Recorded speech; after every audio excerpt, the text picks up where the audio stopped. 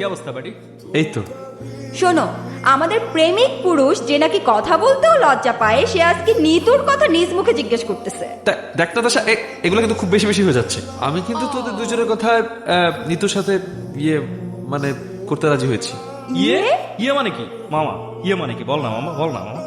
ধুর, আরে সোনামণি, এত লজ্জা পেলে তুমি ফিমেল পেশেন্ট ডিল করবা কিভাবে, আর ডাক্তারি বা হবা কিভাবে, আর আমার কাছে নিতুকে তুমি প্রপোজই করবা কিভাবে? আমার কি তাকে প্রপোজ করার জন্য চাইনিজ ভাষা শিখতে হবে? আচ্ছা ঠিক আছে, তুই একটা ডেমো প্রপোজ কর। আচ্ছা চল, আমার গার্লফ্রেন্ডকে প্রপোজ করে দে। Yes! তো দাঁড়াও তো।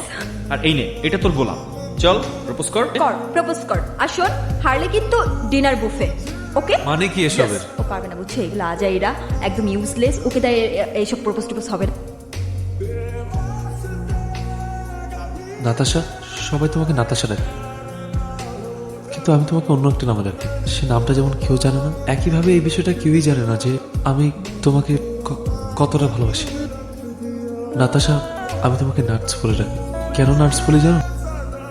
নাটসের বাহিরটা যেমন শক্ত, ভিতরটা ঠিক ততটাই নরম। কিন্তু এই কোমলতার ভিতরেও তোমার মনে সুপ্ত একটা ভালোবাসা আছে নাতাশা, যে ভালোবাসাটা অনেকদিন ধরে অপেক্ষা করছে আমার ডাকে সাড়া দেওয়ার জন্য।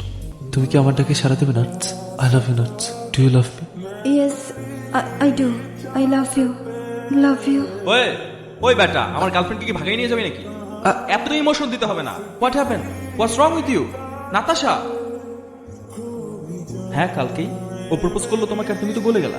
আমিও বুঝলাম না হঠাৎ করে আমার যে কি হলো। আসলে কেউ কখনো আমাকে এভাবে প্রপোজ করেনি তো। কি বললে? আমি তোমাকে প্রপোজ করিনি? তুমি আর প্রপোজ? স্যাম, তুই কি বিজি? এই একটু হোল্ড করো তো। ওকে। বল। পরশু তো ভ্যালেন্টাইন্স ডে, নিতুর জন্য একটা শাড়ি কিনতে চাচ্ছিলাম। তুই কি একটু কালকে যেতে পারবি আমার সাথে? কালকে আমার বুঝছিস নানু আসবে বড় মামার বাসায়। আমি নাতাশাকে বলে দিচ্ছি, ও তোকে টাইম দেবে। শাড়িটা আমার অনেক পছন্দ হয়েছে। হ্যাঁ, আমারও খুব পছন্দ। এই মামা, এই ফুলগুলোর এখানে দাঁড়ান তো। এই ফুল কিনে দে। ফুল? পহেলা ফাল্গুন আর তুই ফুল কিনে দিবি না? কয়টা? একটা? কত করে? 50। এটা এটা দেন। আচ্ছা